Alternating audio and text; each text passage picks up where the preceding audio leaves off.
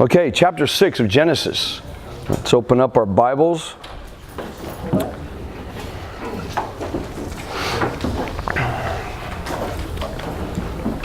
Ready? When man began to multiply on the face of the land, and the daughters were born to them, the sons of God saw the daughters of men were attractive, and they took as their wives and any they chose. Lift this up. Then the Lord said, "My spirit shall not abide in man forever, for he is flesh. His days shall be 120 years. The Nephilim were on the earth in those days, and also afterward. And the sons of God came into the daughters of man, and they bore children to them. These were the mighty men who were of old, the men of renown. The Lord saw that the wickedness of man was great in the earth, and every intention of their thoughts and hearts was evil continually. And the Lord regretted that he had made man on the earth, and it grieved him in his heart. So the Lord said, I will blot out man, whom I have created, from the face of the land, man and animals and creeping things and birds and of the heavens, for I am sorry that I have made them. But Noah found favor in the eyes of the Lord. These are the generations of Noah. Noah was a righteous man, blameless in his generation. Noah walked with God, and Noah had 3 sons, Shem, Ham, and Japheth. Now the earth was corrupt in God's sight, and the earth was filled with violence. And God saw the earth, and behold, it was corrupt, for all flesh had corrupted their way on the earth. And God said to Noah, I have determined to make an end of all flesh, for the earth is filled with violence through them. Behold, I will destroy them with the earth. Make yourself an ark of gopher wood. Make rooms in the ark, and cover it inside and out with pitch. This is how you are to make it. The length of the ark is 300 cubits, its breadth 50 cubits, its height 30 cubits. Make a roof for the ark, and finish it to a cubit above. And set the door of the ark in its side. Make it with lower, second, and third decks. For behold, I will bring a flood of waters upon the earth, and destroy all flesh, in which is the breath of life under heaven. Everything that is on the earth shall die. But I will establish my covenant with you, and you shall come into the ark, you, your sons, your wife, and your sons' wives with you. And every living thing of all flesh you shall bring 2 of every sort into the ark, to keep them alive with you. They shall be male and female, of the birds according to their kinds, and the animals according to their kinds, of every creeping thing on the ground according to its kind. 2 of every sort shall come into you, and keep them alive. Also take with you every sort of food that is eaten, and store it up. It shall serve as food for you and for them. Noah did this, and he did all that God commanded him. Last week, Kirk did a really good job of talking about the 2 different hearts of righteousness and of unrighteousness between Cain and Abel. Abel had the correct heart condition when he came to the sacrifice to God. Cain's heart condition was not honoring God, it was honoring himself. Remember, Kirk brought he was bringing the leftovers. It wasn't the best of his sacrifice. Which we truly, when we're thinking about worship and bringing up our sacrifice, it should be our best. It should be God honoring, God pleasing, God worshiping, God praising. And that's what Cain did not do. We see in Genesis 4, 8 through 14, Cain establishes this corrupt line, this lineage of from what he did ongoing by killing his brother Abel. Because of jealousy, he was upset, so he took it out on his brother Abel, and that made this line of his corrupt and unrighteous. Matthew 23, 34, 35, Jesus acknowledges Abel as righteous. And in Hebrews 11:4, God commends Abel. So we have God himself, and we have Christ, the Son of God, commending and giving credit for what Abel did. It was as a righteous move, righteous sacrifice. But just as we see in Genesis 2, what was good became very good. In chapter 1:31, it was very good after the fact that God had made Eve. So everything was complete, everything was perfect in the garden. And then we see in chapter 3, we read that the contamination of sin enters the garden. And from then on, this is mankind. This is who we are from then on. The lie, the continuing belief of believing the lie that Satan is giving to man is that we can serve ourselves. We can be our own gods. We can be who we want to be. We can be in charge of our own destiny, of who we are. And that it goes on from Cain. The battle of righteousness begins here, the battle of righteousness versus the flesh, versus sin.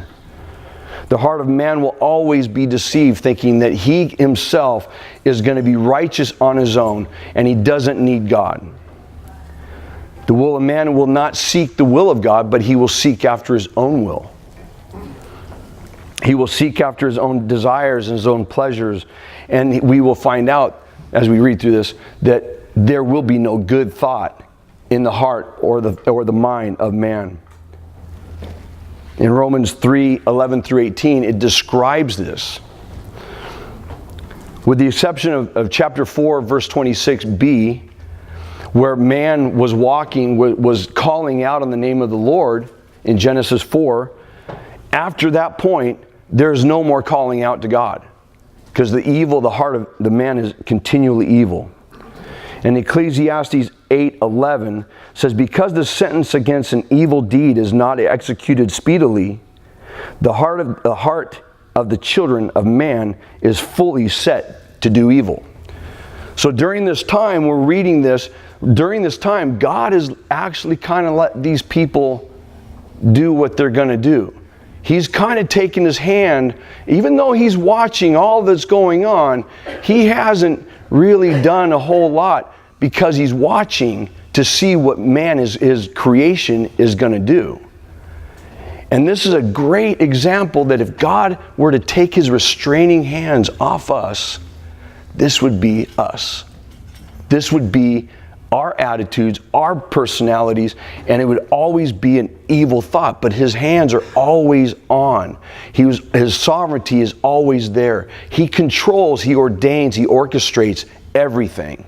And if he took that off, this is what we would find ourselves being. Now, one of the things that Kirk said was in chapter 5 was the genealogies. And it does kind of get a little, monotonous reading these things. But when I started thinking about it, it is very interesting to me because Adam lived 930 years and he had sons and daughters. Seth, 912 years.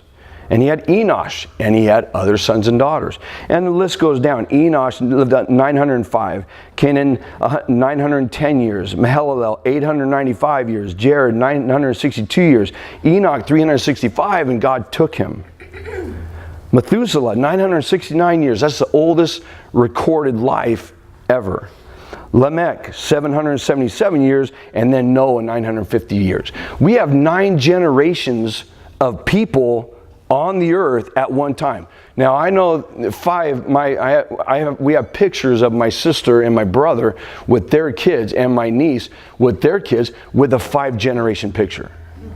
Okay, 5 generation. I haven't known too many people who've gone 6, but we have 5. But this is 9, 10 generations at one time on the earth. That means there's a lot of time to produce a lot of people on the earth. So we're looking at 8,775 years from the time of Adam's creation to the time of Noah. 8,000 years. It's a lot of time. And then I kind of ran through, okay, from Adam to Lamech, Adam to Seth, and Lamech to Noah is 7,000 plus years of time where people can fill the land, fill the earth. Now, I'll get to my point here in a little bit. But we can see that this is ample time to produce kids, children. All right? Now, the sons of God,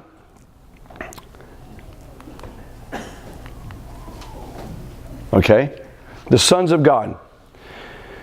There's a longevity of years of 9 generations that are alive at the same time. Genesis 6, 1 through 8. Man has now populated the earth, the face of the ground. Who are all these people? What is their character? They're all born sinners. There is nothing good in these people. They are fallen human beings. Nothing good in any of them. They're able to live many years with no restraint to do whatever evil they desire. They have the inability to change from the inside out. They have no ability to do that. They are wicked from the inside out. They are naturally children of wrath. And if allowed, multiplying generations, the appetite to sin will become even greater. As we see in chapter 6, 2 through 5. Now, verses 1 and 2, many generations, many families, the lifespan of 365 years to 969 years. That's a long time for people to live. A lot of time for people to sin as well. 10 generations of family. When people live 365 years to 969 years, you can bet there's going to be lots of different families throughout the land. Communities and developments will start up. In travel, they have this thing called travel ball, this baseball thing that we have around our nation now. And what happens is a group of parents won't like the Little League thing anymore. They don't like the coach, so we're going to take our kid out. We're going to go over here. We're going to start our own team. And then people will join that team. And next thing you know, people will say, I don't like that. What's going on? My kid doesn't play much. I'm going to take my kid. We're going to start another team. So what happens here in this is the same thing. You have developments. You have family members getting outside of family members, going outside and starting their own little families all around the land. There's tons of people starting these little communities or developments. And these developments will eventually start as leaders, empowerment people that want to take over. They want to take over this community. They want to take over this community. This is how wars start. The stronger the communities, the developments would take over the weaker. They would take over what is theirs of the spoils. The battle even take women for their own to reproduce more of who they want in their community. Sin and corruption would become global and rampant throughout the land.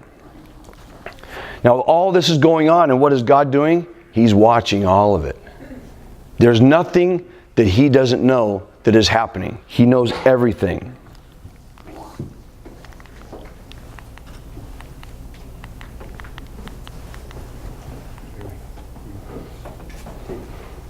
Okay.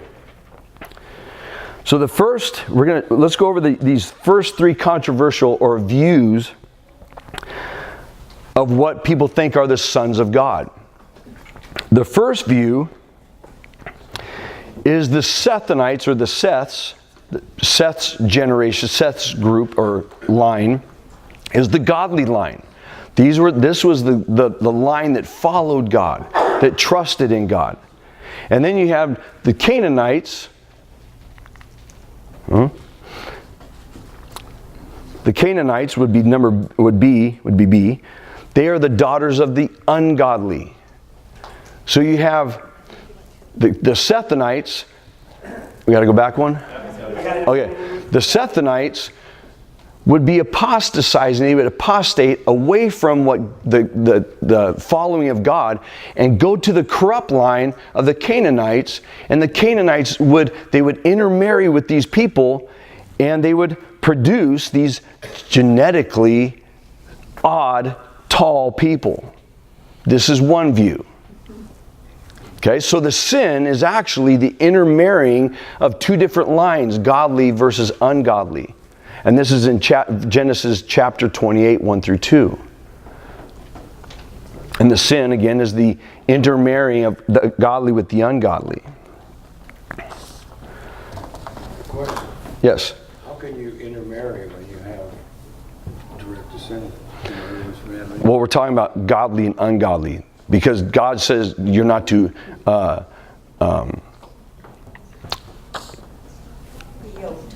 what's that? Be unequally yoked. In other words, a lot of people will say you're not to go out and marry somebody from a different race. That's wrong. That's totally out of context. It was that you are not to intermarry with somebody who is an idolatrous nation. Somebody that is not of God, you are not to intermarry with them. So that's what it means to be the one godly is the Seth. They're not to go outside of God, the line of God, the obedience of God, and worship or intermarry with somebody that is an idolatrous, somebody who doesn't follow God. So the sin, in other words, this is they're saying that God is making this to where these people are genetically producing these tall, abnormal people. That's the one view. The second view is the mixed relations, the cosmologically mixed relations between angelic beings and humans. These are the fallen angels that went and they came down and they saw that the daughters of the humans were attractive, and therefore they grabbed onto them and made them their wives and had intercourse with them, and they had these tall beings. The only problem is there's no scriptural backing that angels had intercourse with human beings.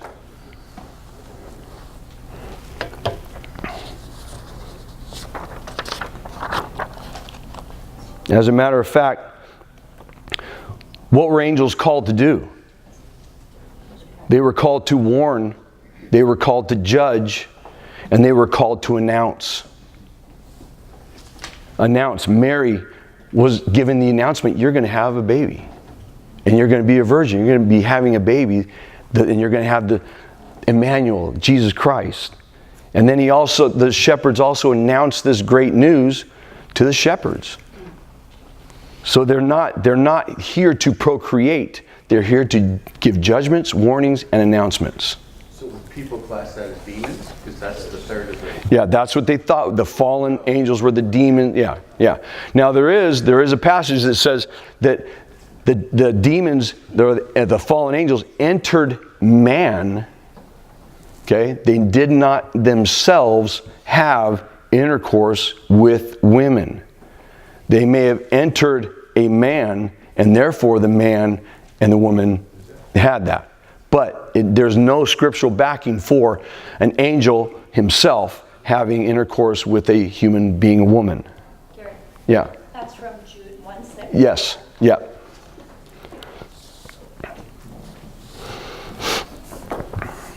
Okay. Whoa. Did I do that? I remember doing that. The third one is, this is the one that I tend to agree with, because out of all, you have all these communities, all these developments, all these people separating away from family members, and now you've got all the land is filled with people. And so the third view would be evil kings who are violently dominating in order to create dynasties. Gary? Yes. You said something earlier, just for the sake of clarity. I'm sure you didn't mean to say this, but there was only about 1,000 years between Adam and Noah. Not 8,000. No. I just went from the time that he was created to, I didn't break it down, but it was all the men, all their years added together. Okay. Yeah, it was, no. It was, okay. It was from Adam to Noah, all the years added together. It wasn't broken down.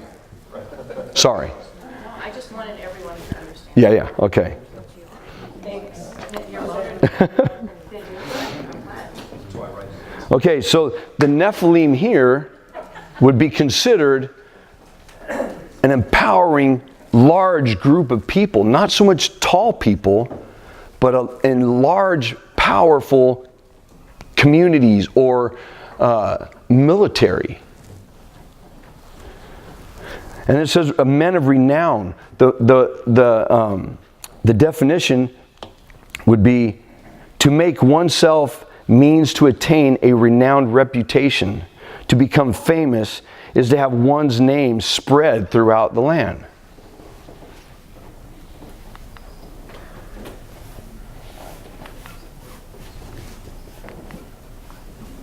Steve? There we go.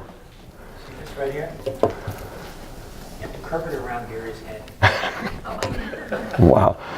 Okay, so Nephilim, the Hebrew, there's the spelling for Hebrew. The very large, that's the thought was they were very tall.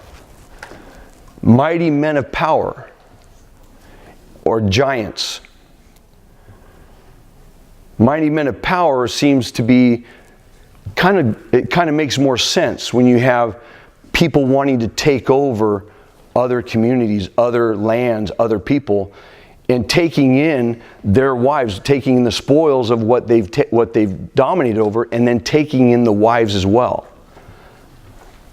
That's what I take. Other people have other thoughts, but this is what makes more sense to me. What's that? Just a little joke. Nothing, yeah. We regressed. Oh. So they long for absolute power. These are the evil kings. They long for absolute power and wealth. As Cain did in chapter 4:17, he created a city and he named it after his own son. Why did he do that? Because he wanted to be the ruler of this city. They're vengeful against anyone who threatens them.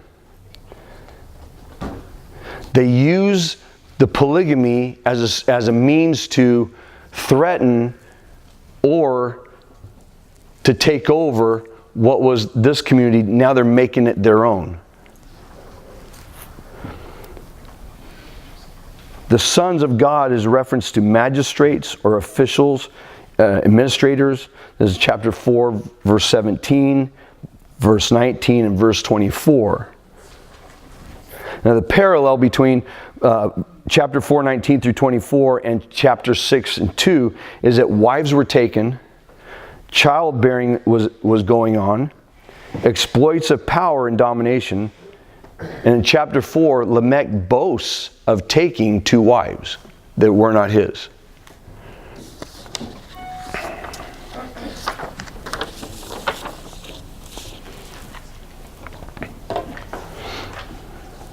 Now we're talking about these Nephilim. Can you think of any Nephilims that we had recently? Can you push? How about this guy? Robert Pershing Wardlow. You guys remember pictures of this guy, right? Okay. Yep. How about Manute Bol? His arms stretch as high as the basket. That's an imposing figure if you're going to try to go to the rim. Next one. 7'8", Paul Sturgis, a little taller than LeBron James. Are these Nephilims today? Oddly developed people? No. This is how God developed them. Okay, next one. Okay. Now, so these are, if you think about tall people, would these be considered Nephilims? No. Because this is, like I said, this is how God created them. And look how they're using their height. They're using it for something that they can actually do. Now there are, the first guy, Pershing, he actually had a problem with hormones or whatever it was that made him grow And they could not stop it. They tried to do all kinds of things, and they could not stop him from growing. Okay? So now let's go to verse 5. The Lord saw the wickedness of man, woman, child. Not just man alone. Everyone had evil in their hearts. Continually means that never resting, day by day, hour by hour, there was nothing good coming out of these people. And the thought that you think that it's this word grasp, it's hard to grasp it. Every intent, that means you're sitting around the table with family members and nothing good is coming out of you at all. No thought of your family members is good. Every intention of the heart and the mind are evil. Every thought had one motive, to do evil. Every thought was to serve self. Every thought was a device for wickedness and evil. And every sin imaginable could be being committed. And God saw everything. Saw the action of every evil thought in the heart of man. Verse 6. Now this might seem that people are thinking that God is like, okay, I feel terrible. I'm just done with these people. It wasn't that he was changing his character, who he was. But sin grieved him so much that he just had to do something about it, and he was justifying himself by destroying what was so sinful. This is not God changing his mind, but his reaction to ongoing and relentless sin and evil in the world. It means that God had the strongest emotions and pain in his inner being, and does and will respond with judgment to justify his feelings over and against all unrighteousness. But God at the same time, he is showing mercy and grace to one person. All that God does is for his ultimate glory. All that he plans and does, no matter what man thinks, he is going to glorify himself in what he is going to do. And nothing happens in our lives, and nothing was happening in their lives that God did not know, and God did not have some type of involvement. Did God know that this was all going to happen? Yeah, he knew. Did he know that Moses would one day pen all this down and write it for our instruction? Absolutely he did. Did he know that 8 people were going to be placed on a boat to save them from his wrath? Yes. In verse 7, now how can we blame God when God does something? How is it that we can blame him? He says, I will blot out man whom I have created from the face of the land. In verse 13, he says, I have determined to make an end of all flesh. I will destroy them with the earth. And then in verse 17, I will destroy all flesh. And in chapter 7, verse 4, he says, for 7 days I will send rain on the earth for 40 days and 40 nights. And every living thing that I have made, I will blot out from the face of the ground. Is he justifying himself in doing so? Yeah, he can do it. He can do whatever he wants. And who are we to question what God does? God has every right to justly judge and punish sin however he deems right. Although all through this is evil going on, and God still is going to display his grace and his mercy upon Noah. Now, Noah found favor. This word, heen, in the Hebrew, unmerited favor or regard in God's sight. Blameless, this word tamim, is linked to truth. Virtue, uprightness. Conforming to God, obedient with a true heart. There's no way that Noah could have done this on his own. No way Noah could have conformed himself to God. We find out before the foundations of the world that God already knew what he was going to do, who he was going to save, and who he was going to use as a certain instrument.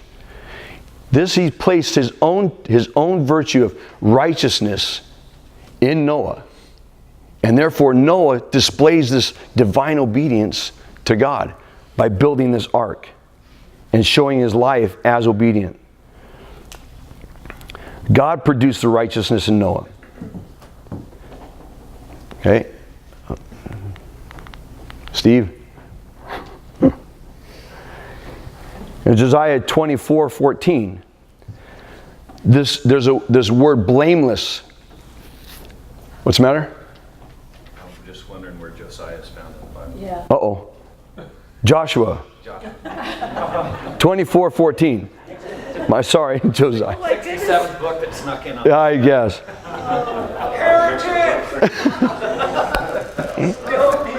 a look at your Bible. Man, I am. Love you, Gary. I know. Okay, Joshua. Sorry. I kept seeing all this little stuff going on over there like, wait. Am I turning red now? Yeah. Okay. Blameless is used in a moral sense. This word is linked with truth, uprightness, and righteousness. And in Genesis 17:1, the term is used as one relationship with another and a relationship with God. So don't write Josiah. Fix it on my paper. Fix it. God in his perfect grace before the foundation of the world displayed favor in Noah. He put his spirit of conviction in Noah. And in turn, Noah honored and worshiped and obeyed, believed and trusted, and also walked with God.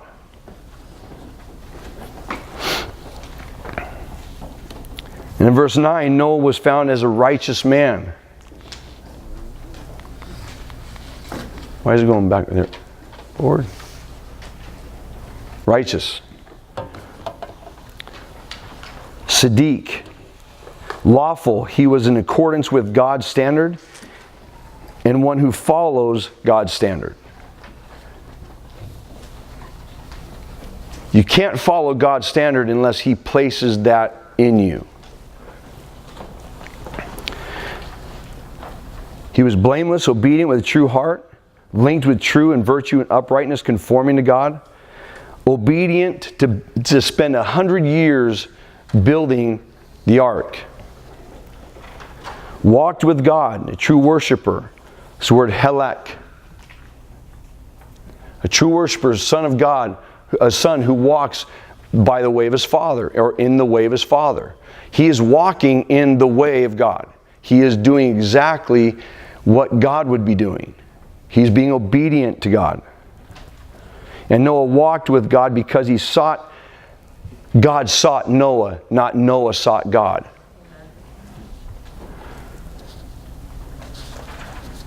God shows His undeserved mercy and grace and restraining His wrath from Noah while judging evil and sin rightly and justly at the same time. God shows His sovereignty by drawing Noah to Himself and putting His own Spirit in Noah in order that Noah would be obedient to every command that God commands him to be. And sadly, when you think about all the generations that are going on at the same time, and all of the sons and daughters that were produced, how many relatives did Noah have that were mocking him while he was building that ark? All of them. All of his relatives were coming up to him and mocking him while he was building an ark. What is rain? We have never had rain before. Are you crazy? Why are you building a boat? We don't even know what rain is. And his own family members are the ones mocking him. How sad is that we have family members that are mocking us for what we believe in as well. And the same thing goes on. Nothing new under the sun.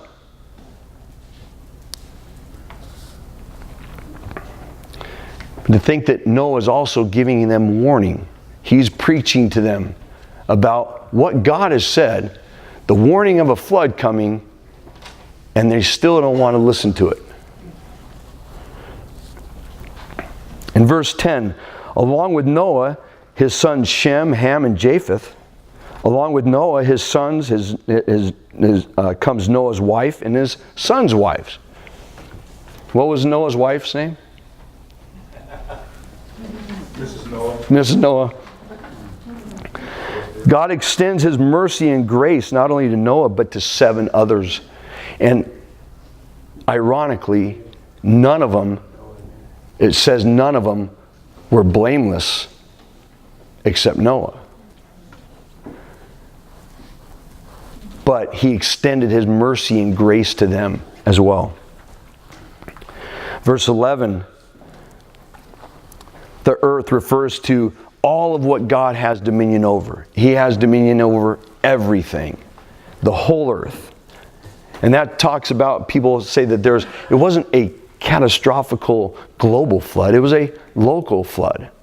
Well, no, okay, because as you go on, and Kirk is going to read, and Steve is going to do some other ones, that the water was actually so high above the highest mountain. Mount Everest maybe? I mean, higher than that? So it was global. It wasn't a local flood. You know, local floods, people are able to move out to another area to get away from the flood. Nobody was able to move out away from this flood. So it was global, and God had dominion over the whole earth and the flood. Verses 12 and 13, God sees the corruption of violence of the earth. He determines to make an end to all flesh. Behold, I will destroy them with the earth. Everything will be destroyed. Now, do you think Noah held this information back from his family members that are coming to mock him? He couldn't. As I said, Noah preached. In Hebrews 11:7, by his faith in building the ark, announced condemnation of the earth to destruction. While he's building this earth, he's telling him God's going to destroy this earth. And they're not going to believe in him. He condemned the conduct of the contemporaries by the contrast of his own faith presented. By showing his faith, he's condemning them by what his faith is exemplifying out. That I'm building this ark because I believe what God says. I have faith that he is going to do what he's going to do. Therefore, with reverent fear in Hebrews 11, he says he constructed this ark out of reverent fear.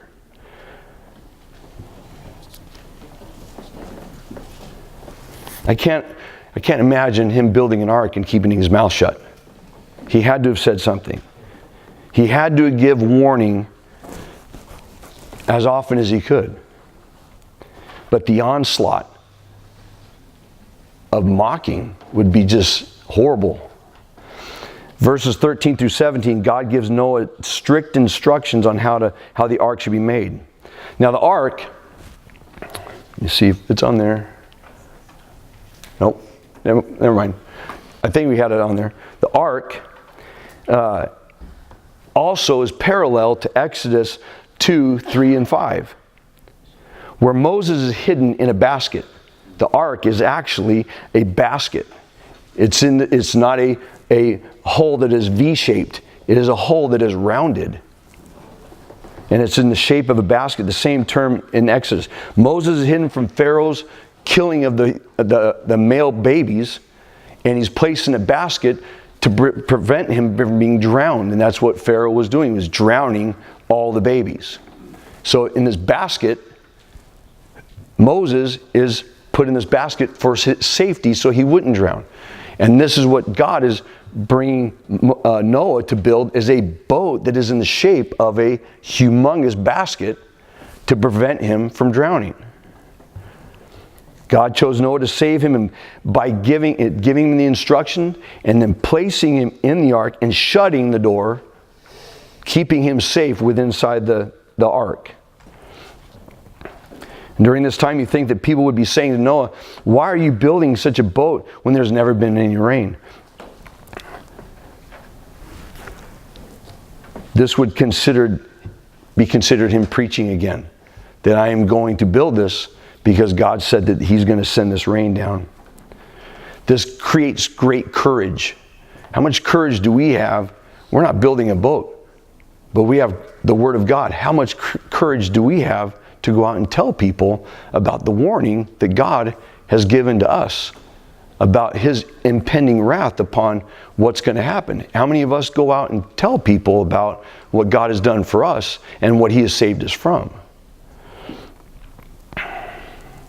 He had the confidence to know that God was going to protect him. He had to show that in his life, he had to show the righteousness of God in his life, because he's displaying it not only to his family members, he's displaying it to outside people that don't believe.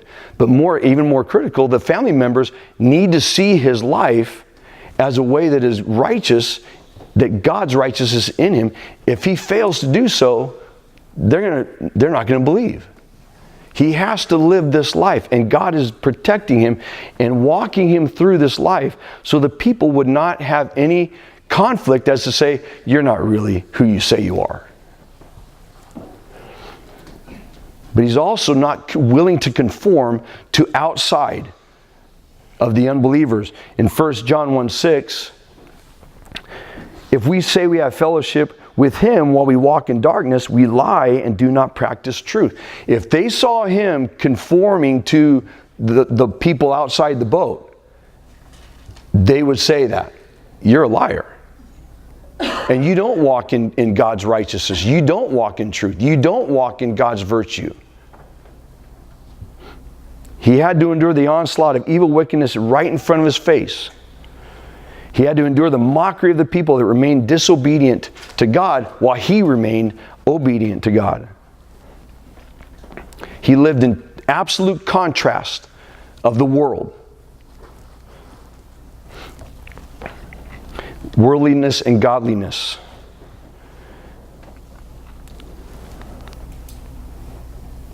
Next.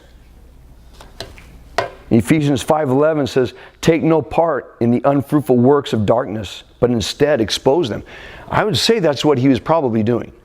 He was exposing their sin to tell them, hey, God is sending this and you're sinning. You're in a whole life of sin, and God is going to punish this sin. And in 2 Corinthians 6:14 says, do not be equally yoked with unbelievers. For what partnership has righteousness with lawlessness? Or what fellowship has light with darkness? He is totally outside of the world's thoughts and belief system. He will not have fellowship with darkness. He has nothing in common with unbelievers. He lived totally separate from the ungodly. And 100 years building the ark, having to deal with evil harassments, tireless mocking, and yet Noah remained faithful to God. Jesus Christ is like our ark. Everything that I just described is exactly what Christ did. He went through on our behalf. He is the ark of our salvation. He is the ark that paid the price, that we are secure in him because of his blood shedding and cleaning us and saving us from God's own just judge wrath. Noah had to have severe pity on the people that his own family members that were mocking. How many times have you gone out and you've talked to somebody over with the ice cream truck or the evangelism around the neighborhood, and you present the gospel to somebody and they're, hey, thanks, that's good for you, but not, I don't want to do that. They don't want anything to do with the good news of Jesus Christ. And some people will even, how many times, Frank, has somebody kind of like argued with you in a battle in a way that was kind of like, whoa, okay, this is pretty bad. Yeah, a lot of animosity. A lot of animosity toward the gospel. that is severe pity on a person that you see they're lost, and yet you're trying to give them the good news that, hey, if you believe this, believe in Christ, you can be saved. And they want nothing to do with it except mocking you. It had to have happened with him. Noah had to have severe pity on the blindness, the spiritual deadness, and knowing the future of all of them, what was going to happen to them, and knowing what they're about ready to face, and yet they don't want to have anything to do with it, but yet mock him. And in verse 18, because God brings Noah to his righteousness and establishes his covenant with Noah, God keeps his covenant with Noah and his family, not just Noah by himself. God displays his divine grace upon Noah's family. And God displays and secures the redemption, saving him and his family from the impending just wrath that is going to come. Was it because of Noah's righteousness that he showed mercy to? It has to be, because they had no righteousness of their own. Right, because God only found Noah to be righteous. Right. Like I said before, nowhere does it say that his family were blameless or righteous. It was because of his righteousness that God allowed them. He gave them that security along with Moses. Moses.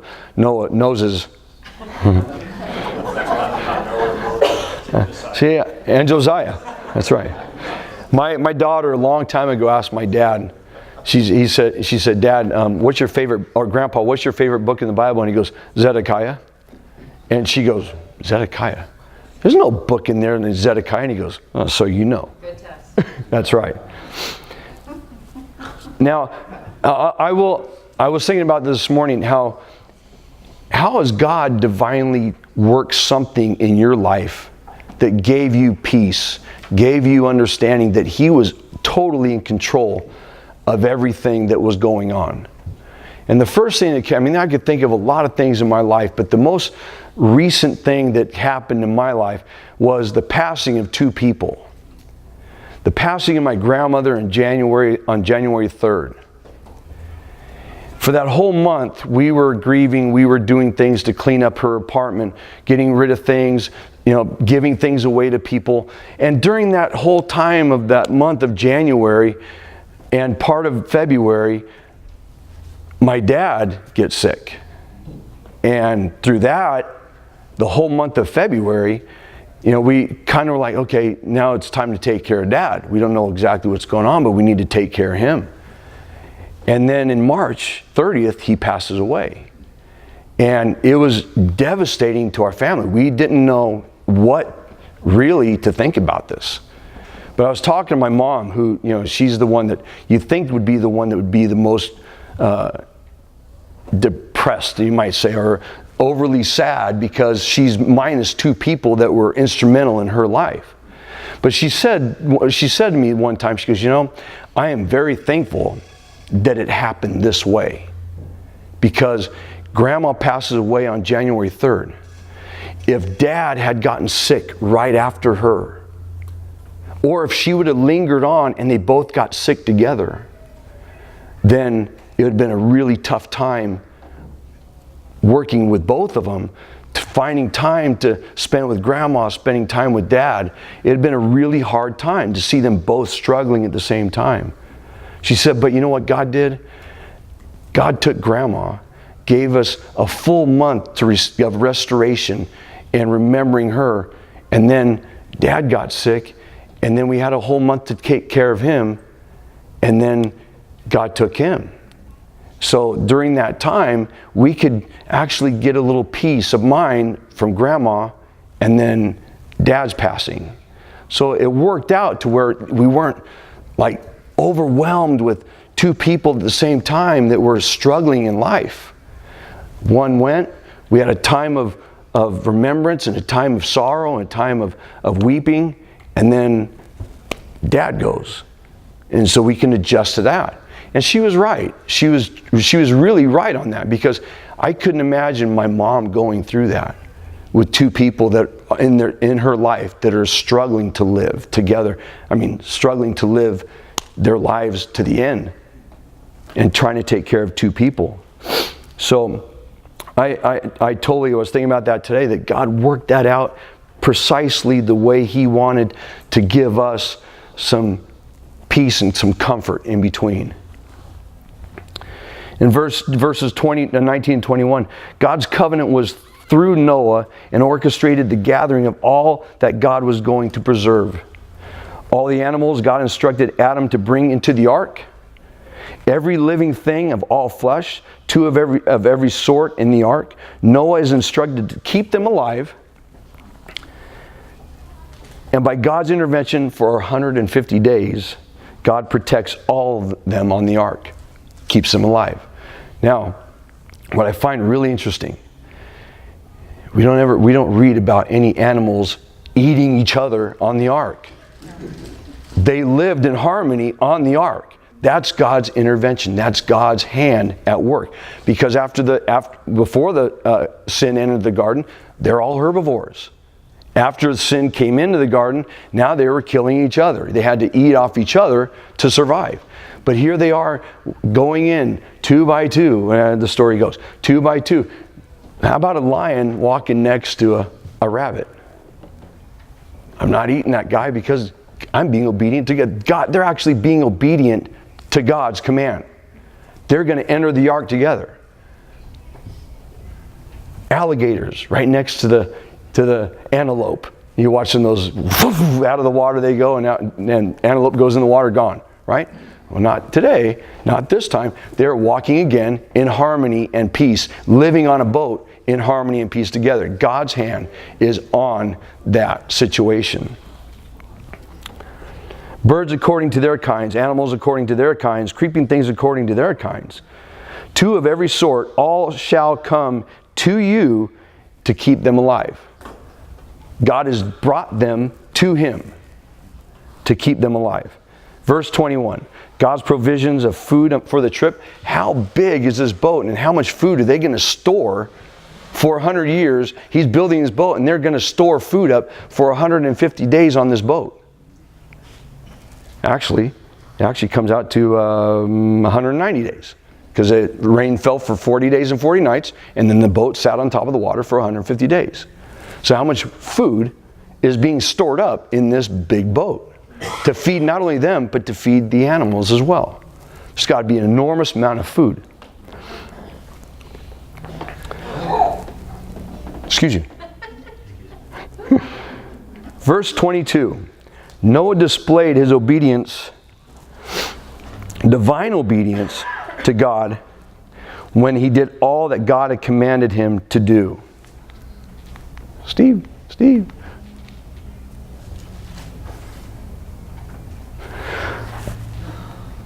Next. Okay.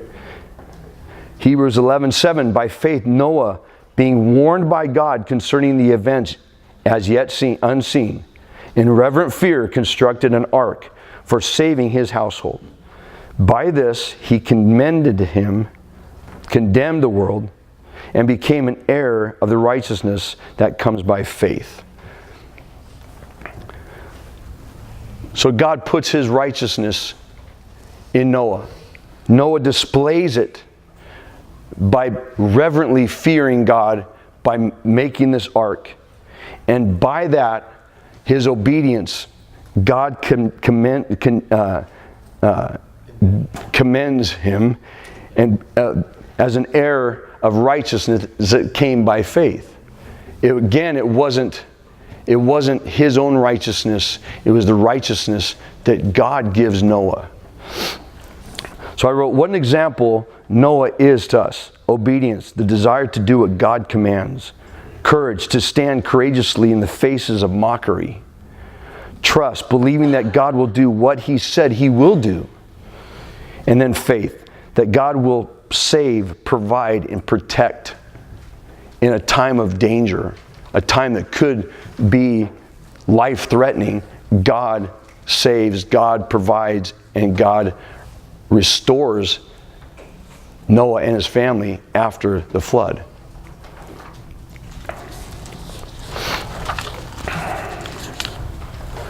So that's, to me, that was going through this, what an example that is of obedience. A person that, if God has placed His righteousness in us, this is a great example on how we should be living our lives to the outside, showing people that this is who we believe in, this is who we trust in, and this is who we have faith in, that is saving us. And you could have the same faith if you put your faith and trust in Jesus Christ.